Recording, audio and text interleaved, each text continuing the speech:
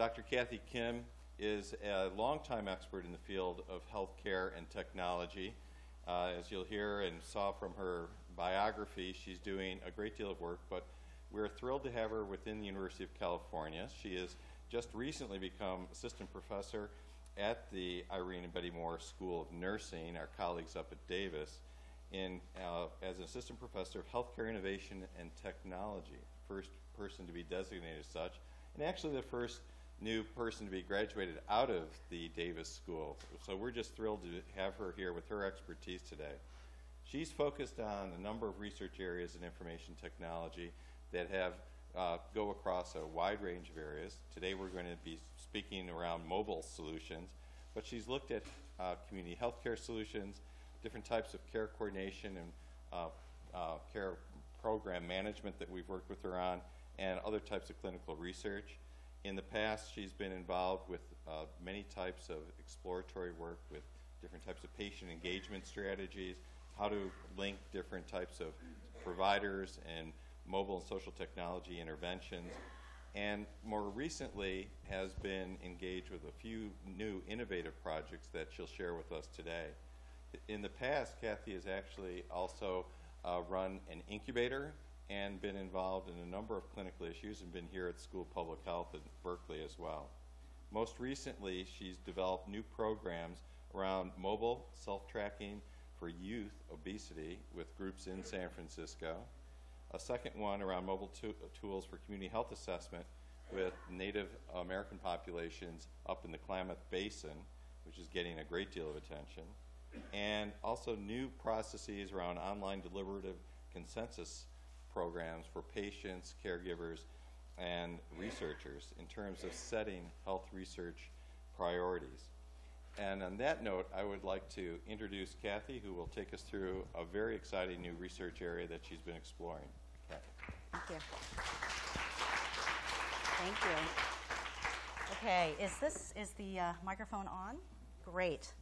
Thank you so much. I'm very excited to be here. As David mentioned, I actually did part of my education here, so I got a joint MBA, MPH here at the School of Public Health and School of Business. So I have some friends in the audience as well.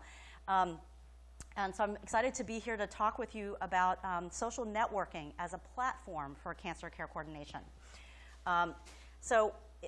You have probably already know that cancer is a really big issue. Globally, we have a really large population of people who have cancer. Cancer is about 15% of annual deaths globally. So it really is a major source of mortality and morbidity across the globe. In the United States, it's the second leading cause of death. It's responsible for 25% of all deaths. And it costs $157 billion a year for us to manage cancer. Another thing that you might not realize, because a lot of the advertising and fundraising around cancer often shows young people, children, women with young children. So people think of cancer as sort of a young person's disease. But in fact, more than half of people in the United States that are diagnosed with cancer are over the age of 65. So it's still a disease of older people. But that differs by the type of cancer and the site of cancer. So this I know is difficult to read, but it's all the different sites of cancer. All sites of cancer, the median age of diagnosis is 66. But when you look at different cancers, it's really different. So prostate cancer, the leading site of cancer for men is also the age of 66. But breast cancer, which primarily affects women, the age is 61. And then you see the cancers where the ages of diagnosis are even younger. So it is a disease of older people, but it depends on the site of the tumor. And this is a theme that I want us to keep in mind as we talk, as we go through this talk, because it really is not a sort of monolithic, what do we do about cancer? Cancer is a many diseases that affect people differently. So here's an example of that. So this is incidence and death rates for different types of cancer. So this is incidence, the number of new cases per year. And you can see it's arrayed by the large ethnic groups, white, black, Pacific Islander, Asian, Indian, and Alaska Native, and Hispanic Latino. And in the red circle, so it doesn't necessarily have to be, we have to go through each one of these, but the red circles show you the highest incidence by type of cancer and by ethnicity. So you can see just in the non-Hispanic black column, This is the population that has the highest proportion of new cases of all sites of cancer. So we have a health disparity here. But the reason I don't want to show you all cancers together, because you can see it differs by the type of site. So Asian Pacific Islanders, males actually have the highest incidence in liver cancer. For our Native American and American Indian populations, they have the highest proportions for both male and female in kidney cancer. So we can't act as if we just need to focus on one set of the population or on one type of cancer. We really need to think about the entire population and where we're having these cases come up. Now this is mortality. So who dies from cancer? These red circles are actually the places where there's a difference between the highest incidence of cancer and the highest death rate from cancer. So I didn't circle everything. These are just where it's different. The differences show up for non-Hispanic black women in breast cancer. So they didn't have the highest incidence of cancer, but they die the most from cancer. White women die the most from lung cancer. Didn't have the highest incidence, but they die the most from lung cancer. Asian and Pacific Islander women die the most from liver cancer. So we can't forget that these affect different populations differently. So cancer, the cost of cancer that I showed you, $157 billion a year in the US, doesn't include this. This is what it takes to actually take care of a patient with cancer in the first 2 years after they're diagnosed. These are caregivers, primarily female caregivers, that are family members of patients who are diagnosed with cancer, and what they actually contribute to the care of those patients in the first 2 years. So you can see, depending on the type of cancer, it ranges from about $38,000 to $72,000 in caregiving that's given to these patients, and that doesn't show up in any estimates of the cost. So this is a real issue, that the true cost of cancer is much less than what we see in terms of the expenditures for cancer. So why should we be concerned about this? Because the good news is we're surviving cancer, and we're surviving longer. In terms of the healthcare system, the impact is that we have many more survivors of cancer for longer periods of time. Right now, we have about 15 million cancer survivors. Over the next 10 years, it's going to rise to about 19 million. So we need to be planning for how do we take care of people with cancer and survivors of cancer. Now, survivors of cancer is a term that you may not have heard. We define survivors, and some people define it differently, but we define survivors as people who have finished active treatment. Okay, so at any time when you have finished active treatment, you become a survivor, you end up in this category. So if you think about caregiving costs plus the expenditures for cancer, with this many people surviving cancer for longer, you think about the impact it's having on our entire population.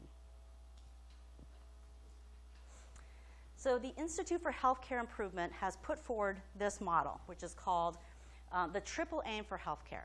So healthcare is not just about curing disease.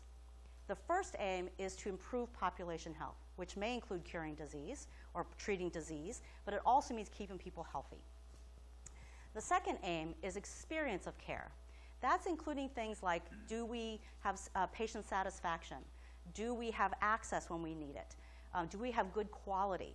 Do we feel that we're listened to and have the things that we need to live a healthy life? Then the third aim is per capita cost of care. So that is, what are we spending for people's health in balance with the gains that we're getting in health and the experience that we're having of our health. So IHI is saying that we need to be really focused on all three of those aims in order to have a quality healthcare system. So this is all background to give you a sense of what we're trying to do in our social networking technologies for cancer care. This is a recent report out of the Institute of Medicine, a high-quality cancer care delivery system. And what it shows you is some of these concepts, that the system really has to have attention to the patients that are being cared for the interaction between patients and clinicians, for the evidence that's generated from research about how best to treat patients. But it also recognizes that it's not about the treatment alone and the interactions for treatment alone. We have to continuously measure what we're doing. We have to know where we're spending the resources. We have to measure how those resources are either producing outcomes or not. And we have to continuously do that so that we can improve the system. We also have to marry that sort of quality improvement methodology and perspective with payment reform, how we pay for things so that we can incentivize the kinds of behaviors and the kinds of models that are going to produce the best outcomes in terms of the triple aim. And that is actually then the final piece of the model, which is we need to, in fact, have a technology system and a quality system that leads to those triple aims. So one of the things that Institute of Medicine said is we can't do this without technology. So this is kind of where our research comes in. So we're focused on care coordination. So not just the delivery of care services, but the actual coordination of those services across a community. So this is a depiction of care coordination today. You have multiple hospitals, community services, clinics, family care, primary care, specialists, labs, outpatient care, home care, hospice, respite. They each have their own technologies. They each have their own databases. And none of them talk to each other. So the real way that care coordination is given today is that the patient and their family members collect paper records, they try to cart them around, and they try to give information to each clinician that they see to let them know what the other clinicians told them to do. So the true care coordination today relies on the patient and their family members as the integration hub. So when you have a system like this, where there's many touch points between the different people who are interacting, there's lots of transitions as patients are handed off from place to place, from clinician to clinician. There are many silos of information. Even though we have lots of technology, each technology acts as a silo and the information stays there. And when it's this complex, no one knows who's accountable. Everyone feels accountable for their own piece of it, but no one knows who's accountable for all of it. So that's the care coordination challenge that we're trying to address. So we did a tweet chat a couple of months ago asking patients and clinicians, what's the greatest challenge for patients, family members, and caregivers in coordinating care? This was one of the tweets that, it's a Dr. Catherine Rose. She is a doctor, but she was tweeting as a patient. She's a caregiver of 2 young children. And she said this: coordinating 45 plus peeps. See Alexis's care map, exhausted just to draw it. Living it brings tears frequently. These are the 45 different people that she coordinates on behalf of her daughter's health care. So this is a true map of everybody she has to coordinate with. Here's another example. This is Anna McAllister-Slip, who has type 1 diabetes. This is what she manages on a daily basis. These are all of the lifestyle tracking and activities that she does. These are all the devices in blue that she uses on a daily basis. Those are all the labs that she herself is tracking to make sure that she's staying healthy, all the medications she takes, and all the physicians that she interacts with. So this is what she is coordinating. And she loves to say, I have data on every one of these points multiple times a day, thousands of data points that nobody else can collect or see or analyze. So why does she have all this if nobody can actually use it? This is why she's on a path to try and engage people around technology so that she can get help with all of this. All right, so care coordination is the deliberate synchronization of activities and information to improve health outcomes by ensuring that care recipients and families' needs and preferences for healthcare and community services are met over time. So it's not the service itself, it's the actual coordination, it's the synchronization of services so that you can have an effective process. So that comes from the National Quality Forum. So that's what we're trying to do. We're trying to do what Institute of Medicine has said we need to do, which is to have an information technology system that allows us to have a continuously improving and learning healthcare system for cancer. So this talk was social networks in cancer care. My guess is many of you thought when I said social networks that this is what I was going to talk about. The social networks in cancer care are mostly around social support and sometimes instrumental support. It fills a very important need. So Sisters Network is an African-American women's cancer survivor network. They provide lots of education, they provide fundraising, they provide one-on-one support to women who are diagnosed and women who have survived cancer. They provide a tremendous service, and they have a very active chapter here in San Francisco. Livestrong is another organization that does very similar things. Cancer Support Community is a national organization that has many chapters that do the same things. lots of groups on Facebook, on Twitter, where people are helping each other out with information, with support, and in some cases with support for daily activities. So these are the social networks that exist today. But they really focus on one narrow part of care coordination, and that is one-on-one social support. Okay, that's not enough for what we really need to do to coordinate care effectively. This is the rest of care coordination today, which is paper referral forms from one provider to the next, from one provider to a lab, from one provider to the hospital for admission. It's paper forms that are faxed, medical records that are faxed, and then phone calls to follow up on, did you get my fax? This is care coordination today. And we've done a massive lit review on care coordination technologies, and we found, I think, 2 examples of papers that have been published on care coordination technologies that were not based on the telephone. So we've got a long ways to go. And there's lots that's been done in chronic disease management and other areas, but it just hasn't caught up to cancer, I think because so much of the effort has been around cancer treatment and making sure that we have effective treatments.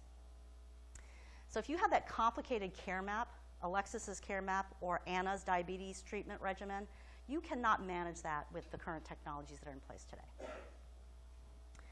So from our work, we developed a framework that we call the Person-Centered Community-Wide Care Coordination Framework, because we wanted to help to communicate to others what we were thinking about in terms of the requirements for effective care coordination.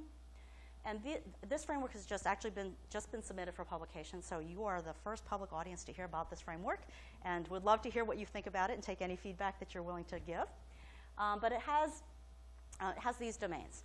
First, it's person-centered, which means that it's really relevant that we understand the person's values, their needs and preferences, and the context in which they live.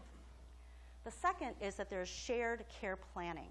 And shared care planning means that all the people involved in the care of an individual, from the patient to their family, to their clinicians, to the community services that are involved, to all the ancillary providers that are involved, are part of an efficient process by which they can identify what are the goals, how are we going to achieve those goals, what are everybody's roles in achieving it, and how are we going to monitor that. So it's a process. The third domain is that it's technology enabled, because with the kind of complexity that we're talking about and the kind of diversity that we're talking about in terms of who's involved in this process, you cannot do this with the phone, the fax, and paper. There has to be technology enablement. And the fourth concept is this point of need. You might have heard of point of care or point of service, and that's used quite frequently to talk about where a healthcare service is actually being delivered to a patient. But the point of need is much broader than point of care. So I, as a patient, don't need something only when I'm in an interaction with a healthcare provider. I need it the rest of the time. I need it when I'm out living my life. I need it when the providers are supposed to be talking to each other and I'm not there. So point of need is different. So coordination at the point of need are really sort of 5 elements. The point of need within family teams. The family team is the people close to that patient, to that person. It might be family members, friends, other caregivers. Within healthcare teams, and every one of those healthcare teams that you saw on that first map is a separate little team, a primary care team, a specialist team, an ancillary team. Within community teams, and in cancer, community teams have a very active role. Those are the meal programs, the transportation services, the social support organizations, hospice care. All of those are community teams. And the point of need is across teams because they all interact, but nobody coordinates that. And it's over time. And over time is, when we refer to overtime in this model, it's over the cancer continuum. So this is how we think about it. Everything is centered around the person because the person involved is always involved. They're there from the very beginning. In the cancer continuum, it starts with prevention. It goes to screening, goes to diagnosis, treatment, survivorship, and hopefully not end of life, but maybe end of life. The person is always there. And so that is the one constant. So we always need to be centered on the person. But in the early phases, in prevention and screening, there's a certain set of teams that are often involved. You definitely have primary care in the prevention and screening side. You have definitely the family. In cancer, there are a lot of health outreach organizations that are trying to improve education about the need for screening, having health fairs and getting people into screening. So there are a lot of a lot of community organizations that are involved in that health outreach and education. And so a person might actually get involved in the screening part of it through one of those community organizations. Once there's a result on screening that says you need to get something checked out, there are a lot of patient navigation programs. And patient navigators often are volunteers in one of these community organizations. For example, Sisters Network has patient navigators who were survivors of breast cancer, who then help patients who have a suspicious result and sort of work with them and walk with them through the next phases of process. So patient navigation might come in. But then, when you get to diagnosis and treatment, the players all change, right? It's a whole different group depending on what your treatment is, depending on what you decide to do. You could have medical oncology, surgical oncology, infusion, which is chemotherapy, radiation oncology. There's always psychosocial services involved. There might be some home care. Primary care may have a little bit of a role. They might have sort of handed you off to the oncologist and not be involved. One of the first things that most people who have a cancer diagnosis do is they go online and they look for a patient community. They look for a group on Facebook or somewhere else of people who have a diagnosis similar to theirs. So there's lots of patient communities out there. There's usually never integration with the healthcare setting, though. So those patient communities are off on their own. So in diagnosis and treatment, it's a whole different group of people. And the size of the bubble is sort of what their role might be during that phase. So the family has a really big role here because there's all this coordination to do. The oncology folks have a really big role. It may be that the community programs have a smaller role. So then after the active treatment is done, you then have another group of people. Primary care comes back in. They have more of an active role because the yearly checkups or the 6-month checkups often happen in primary care. Specialty oncology might have a little bit of a role. They might want to see you once a year, something like that. The family still has a big role. And then as you get into end of life, then you have hospice care, respite care, and those kinds of community services coming back in. So this is to show you that what we have is a system with a lot of diversity, where that diverse group of participants is really interconnected. There's a lot of points at which they're interacting with each other, where they're transacting information. But it's dynamic. It's not that everybody's role stays the same over the entire course of a person's life. Sometimes they have an active role, sometimes they don't have an active role. Sometimes they really need a lot of information, other times they don't need information. Sometimes they are providing services, sometimes they just need monitoring. So there's a real dynamic nature to what happens between all of these participants as you go through the lifespan of an individual. So really diverse, interconnected, dynamic, and information-rich needs throughout this model. The second important thing is that this is a healthcare network. So we have to pay attention to healthcare privacy and security.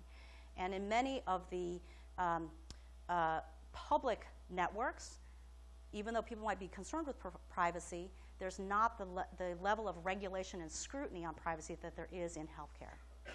So we can't just use a Facebook to manage something like this.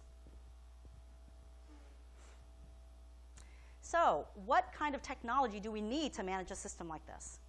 There's been lots of investment in IT to manage the within-team coordination. We have electronic health records. The government just put billions of dollars into providing incentives, and Will Ross is right there, one of our health information exchange experts in California, who's shaking his head, because we just spent billions of dollars giving incentives to providers and hospitals to install and use electronic health records. We did a great job of installing electronic health records. We installed a lot of them. But I'm going to give you something else in the next slide. Within electronic health records, you have clinical decision support. So that's where most providers are going to go for their information as they're making treatment decisions. Within individual and family teams, you have personal health records. There are lots of personal health records out there. Some of them come from the organizations like American Cancer Society has one, Livestrong has one, and they have some decision aids for the individual. So lots of technology here. Here's the problem. Everybody has it, and it's in each silo. So we don't share things across. So that's really critical. We have the technology, we just don't share anything across the silos. So within team, we have technology within team. We don't have it across team. So across teams, what do we need to do? I think 3 things. Health information exchange, and that's another area where that federal money went to try and spur health information exchange, and that's where we have mostly community organizations, grassroots organizations that came together and said, in this region, we're going to collaborate and provide some technology and allow us to share health information between providers, between patients and providers, and with others involved in the healthcare system. So we need that kind of health information exchange. We need to have that shared care planning, that process by which we actually organize the care and synchronize the care. And what's in the box here is just an example of what should be in a cancer care plan. And there's a lot of things in there that need to be in there, which you can't really produce unless you're having the conversation and the discussion between everyone on that broader team. And the third thing is workflow. Because all those arrows, all those points of intersection, all those tasks that are now in your care plan cannot be managed unless you have some sort of workflow system that monitors and allows you to track them. So we need all of this for across teams. Over time, right, if we want to manage this process over time, we have to have that document, the shared care plan, that allows us to track all those tasks and activities and allows us to provide the information when it's relevant. So often what we do is a patient gets diagnosed with cancer, they start to get into treatment, we send them to a patient education class and say, here's everything you're ever going to need to know. Bye. You know, if you have questions, ask your physician sometime later. That doesn't work because who's going to take all that information and have any capacity to read it, let alone understand it? So we need to be providing that information at the point when they're making a decision or when they're trying to make a decision about it. We need to be delivering at the time when they're trying to look at alternatives. So we can't just throw it at somebody all at once. And we have to be independent of place. We cannot rely on technologies that live within this hospital and expect that if it works for us, it works for everybody. We have to have people coordinating across places. And finally, we need convenient communication. We cannot rely just on the telephone because if you ever try to call a clinician, you know you never get them on the telephone, right? Has anyone actually ever called a doctor or a hospital and said, office and said, can I speak with Dr. So-and-so and actually gotten them? I don't think that ever happens. So you've got to have other ways of communicating than just the telephone. All right, so David Lindemann and I and some others did an assessment in 2014 that said, are there care coordination systems out there that do this? And we reviewed 25 systems. We looked at their websites. We called them. We had demos of some of them. And guess what? 0 of them met these needs. So there's a real need for any commercial developers out there, engineering types, computer science people. If you want an area to work on, we need this. So since we couldn't find a system, this is now 2 years ago, we said, okay, we have to build something. If we want to try this out, we have to build something. So we developed something called a Personal Health Network for Chemotherapy Care Coordination. It's a personalized social network built around a person for collaboration with clinicians, care team members, caregivers, and others to enable person-centered health and healthcare activities across the continuum. So it's a personal health network. It's a social networking technology platform that was provided by a company called Teatros that we then worked with them to customize for cancer care coordination. So just a couple screenshots that show you what we're doing. So this is a personal health network for a patient named Maria Gomez. These are all the members of her network. So right now, we're just implementing it at UC Davis, so we just have sort of the UC Davis community of people on it, but you could have any number of folks that person wants to add into their network. So it's an easy way to find out who is involved. So you could have all 45 of Alexis's care team on here. You could actually contact them, and you'd know what they're doing. So there's the convenient communication in the little red circle. So we have video conferencing and short messaging through this. So you could have a one-on-one conversation with any of these individuals in your team, or you could have a group conference, which is so important because a patient who is sick and trying to hear from a provider what they're supposed to do and what the medications were and what the side effects that they were supposed to be looking out for and who they were supposed to call when they got one of those side effects is not remembering any of that, right? So they want somebody else there who's there listening. So you could have actually a conference call with multiple people on the team who could then hear all the discussion together. So we have several modes of communication there. Here's the plan of care. So this is an example. This is actually the tile view. There's also a list view that has every activity in that shared care plan, dated, timed, who's responsible, what it is, what the outcome was, so that you can actually have a workflow that identifies when something didn't happen that was supposed to happen. So you could actually make sure that it happens. So you don't have to wait until the next visit when it was too late for that thing to happen. You can actually intervene at the point when it didn't happen and say, let's do this now.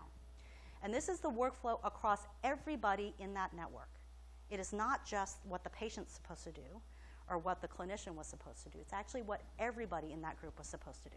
So there's a full view that is transparent to every member of the team, including the patient. This is a form that actually allows you to collect information. So I, as a patient, can screen my own symptoms, and that information will go to my care coordinator. I can report different outcomes that are important to my care, and we can collect that through here. This is the schedule. So there's the care plan view. This is the schedule view. So now I can actually see it in a calendar, and I can upload it to my iCal. So I can organize all of that with the information. Where do I go? Where's the map? Who was I supposed to see? All of that can actually be loaded into there. And then this is the library. So this is the information that we don't want to throw to patients right at the beginning, but actually send to them when it's important. So there's a full library that then gets scheduled in based on the activities in that care plan that get matched. So this activity is coming up. Here's the information that's relevant to that activity. So you can view it, you can share it with other care team members, but it's always accessible to you. So this is the full library, but we can actually schedule it in the care plan as well. So we have been working on this for a couple of years. We're right now in a small randomized trial with it. So we did beta. We actually have a small randomized trial that's 30 patients with care coordination and technology, 30 patients with care coordination and no technology. We also have 30 patients in usual care. We're understanding feasibility. How does this work for the patient, their family members, for the nurses, for the clinical team, for the health system? So all feasibility along all of those areas. How is it useful? What's the usability like? What are the facilitators and barriers? So we're doing all of that, and the goal is to, by next year, have a large randomized clinical trial where we can try this out and really look at, is this an efficacious way of providing care coordination? So I think there are a couple opportunities for folks who are in this room and for those who are listening. One is this notion of social plus enterprise. So we all understand what social networking is because we're all on Facebook.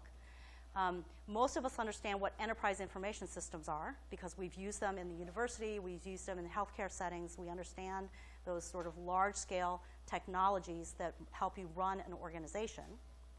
For something like care coordination in cancer, you have to have both. You have to have the flexibility, the adaptability, the usability of social that allows you to bring an interface to an individual that actually matches what they need when they need it, with the back-end capabilities of enterprise information systems that allow you to manage large amounts of information, to be able to quantify what people do, to provide workflow. So all that underneath the covers needs to be married to social. So I think that's a real opportunity for collaborations of healthcare people, of research people, of technology people to come together to build solutions like that. The second opportunity, I think, is We make so many decisions in healthcare, and particularly care coordination, that are based on no information whatsoever. We've got lots of evidence around treatment. We have very little information about how we coordinate services, how we rationalize them, how we make sure that they're optimally being used. And part of the reason is that we don't actually have the metadata, the larger behind-the-scenes data that says why we made the decisions we made. We might know that people made appointments. We might know that people showed up for appointments. Do we know why they made it but didn't show up? There's that decision-making in between those two actions that we never captured. With something like a system that has both social and enterprise capabilities, you can actually mine the decisions that they made based on what they looked at, what information they paid attention to, what communication they had that then led to that second action. But without a system that brings those together, we can't figure out why people are doing the things they do. And that's the healthcare side, and it's the community side, and it's the patient and family side. So if we really want to achieve that triple aim, then we have to know, to access the data on the decision making as well as just on the actions. And finally, we need to optimize resources, because with the large number of patients that we have being diagnosed with cancer and surviving cancer for long periods of time, with the burden that it has on caregivers, as well as the actual expenditures that we make for coverage of cancer services, it's unsustainable. So we have to optimize the resources that we're putting the dollars where they're going to have the best outcomes for patients. So I think that's a real opportunity for us as well. And I have to end by acknowledging the very many people who are involved in this. I'm part of the Collaborative Care Coordination Research Group, which is a collaborative of the School of Nursing, the School of Medicine, the Comprehensive Cancer Center at UC Davis. And those are all of our PIs and graduate students and staff in 3CRG. And then this work has been funded over the last several years by a number of organizations, private foundations, university funding, and our School of Nursing itself. And now we have a few minutes for questions.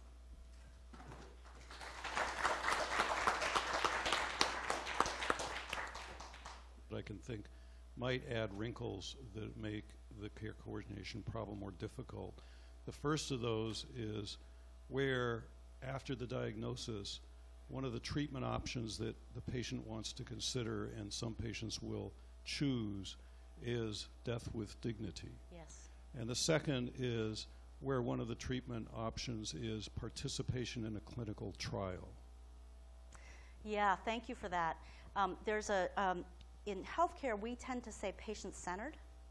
There's a concept that predated patient-centered, which was empowerment, which is really social justice. It comes from that movement, where the difference is that patient-centered is from the perspective of the healthcare system, that we should be doing things to pay attention to the patient's values, what they want to do.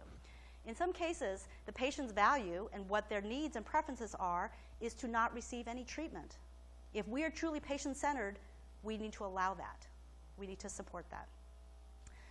It's also the case that as researchers, and we do randomized clinical trials, we want patients to be in those, but they may be randomized to a placebo. And many patients don't want to be in the placebo group. Well, we have to recognize that it hurts our research. It takes longer for us to do it because we need people in the placebo group. But if we're truly patient-centered, we have to give them an option that allows them to somehow participate in research if they don't want to be in an RCT. So care coordination, absolutely, if it's truly patient-centered from the healthcare perspective, and if it really cares about patient empowerment, people who have autonomy and the ability to make those decisions for themselves, then we have to allow those kinds of possibilities. Thank you for that question. Hi, this is Jim Best, ex-Kaiser Permanente Healthcare IT. So what kind of, two related questions. What kind of incentives do you see for vendors to build a platform for healthcare exchange among all the medical records that exist there and the personal healthcare records that are out there? That's one. And the other is you filled this space around care coordination with a great, vision of how to start putting that together, but you can have the same problem of lots of vendors coming and filling that space without some kind of standards-based interaction. What kinds of things have you been thinking about in that regard? Yeah, you should ask Will Ross. Is there a business model for health information exchange? He's been doing this for many years up in Mendocino County. And the incentive for technology companies is you'll make a profit. So would you make a profit from just the health information exchange piece? Is data liquidity itself the thing that drives profit? I would say probably not. Data liquidity in and of itself is not a value. So it's what you do with the data that you have access to. And that value proposition then is based on what happens with business models, care delivery models at a policy perspective, and in the private market. There's actually new information coming out. CMS has launched the oncology care model, which has with it a payment methodology that actually provides funding for coordination, not just for treatment. Right, and so we're starting to see those kinds of things. So smart technology companies that keep abreast of what's happening with payment models can figure out a way to capitalize on that. With the EHR, all the EHRs that have been implemented, now hopefully with meaningful use stage 3 and above, we will actually see much more incentives for those EHRs to be interoperable and to exchange data. But sometimes we need some of that sort of federal push to get those kinds of things going. You've outlined the case. You've outlined the case for cancer in particular, this cluster of diseases, and put together a framework for coordination care for it. How different is that for other cluster diseases? I'm thinking respiratory, circulatory, diabetes, where perhaps it's more on the lifestyle changes that are important. How much of this framework will carry over and how much won't? Yeah, it's interesting because most of the seminal work in sort of chronic disease management models, coordination models, was done not in cancer. It was done on diabetes and in heart disease and other things that have much more of the patient lifestyle change, behavior change sorts of elements to it. So some of the underlying theories and frameworks actually came from other conditions. We've taken it and created a new framework that we've then applied to cancer because cancer is such a challenging case.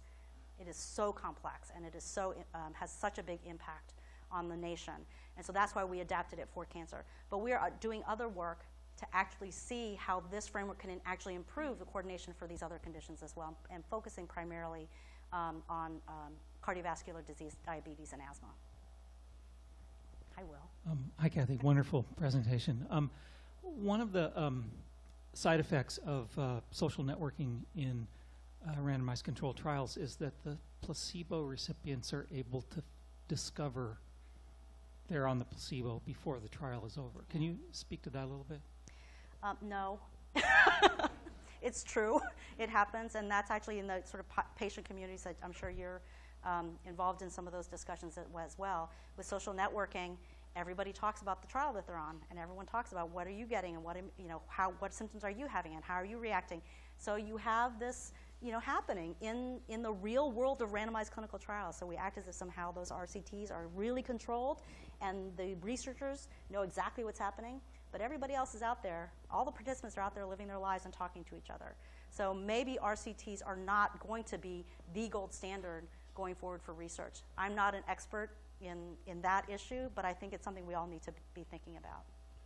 Can you talk a little bit about you mentioned workflow, and I'm just curious about how that system that you've developed sits within the provider workflow for all the different constituents that are in that care team. Can you talk a little bit about the barriers there, or what you've discovered? Yeah, the real challenge is the workflow. I have to say that is the biggest area that we have difficulty with, because providers are so focused on the electronic health record for everything else they do. So we've got to integrate with the electronic health record. So for small projects like this, we don't get on the radar of hospital IT to actually integrate our application into the hospital's electronic health record. So we have to think about it and plan for it, but we haven't actually done it here. I think in terms of workflow, what we need to do from the social side to the enterprise side is to, anytime there's an assessment decision, like from that shared care plan, that the provider needs to know about, that piece of information needs to get inserted into the EHR. Right? So it doesn't mean that everything we do in the social platform has to be integrated into the EHR. The second piece is sort of a cross-team workflow. That is the second biggest issue, I think. And that is it's not can we do that workflow. It's actually, are people willing to have their workflow transparent, especially from the healthcare staff? Are they willing to have the patient know everything they were supposed to be doing that they didn't do? Because all those red flags about malpractice, liability, and all that stuff comes up. So that's a cultural change that I think we need to deal with. But I think the systems for managing workflow are out there. And actually, the Teatros platform is based on Salesforce, so we have a workflow capability already built in there. Yeah, hi, I'm Dr.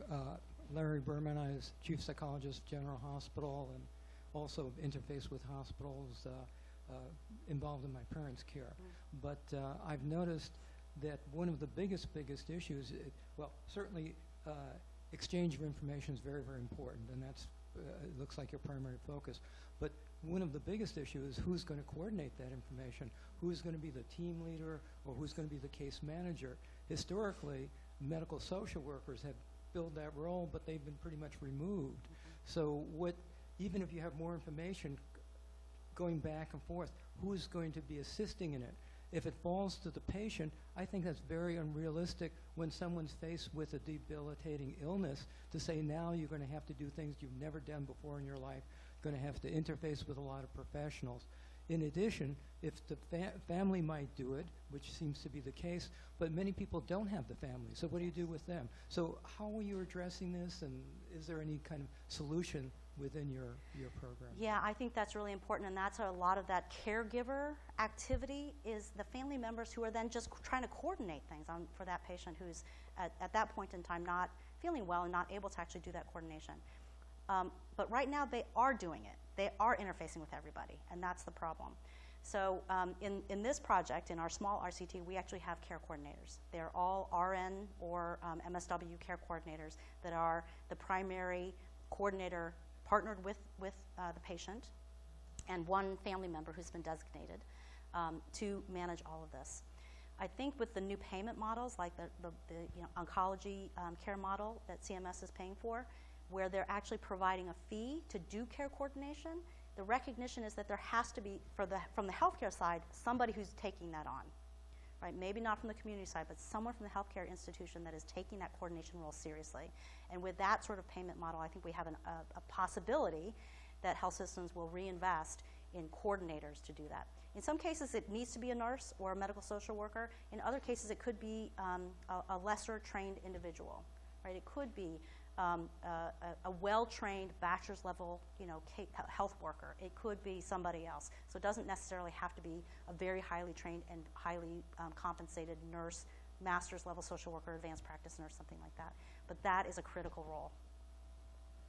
Well, on that note, I think we need to wrap up and thank Kathy again for addressing an extraordinarily complex issue and showing us just where our Citrus colleagues are taking this and moving us ahead in this area and the importance of how we link data and care management solutions. So Kathy, on behalf of all of us, thank you very much. Thank you.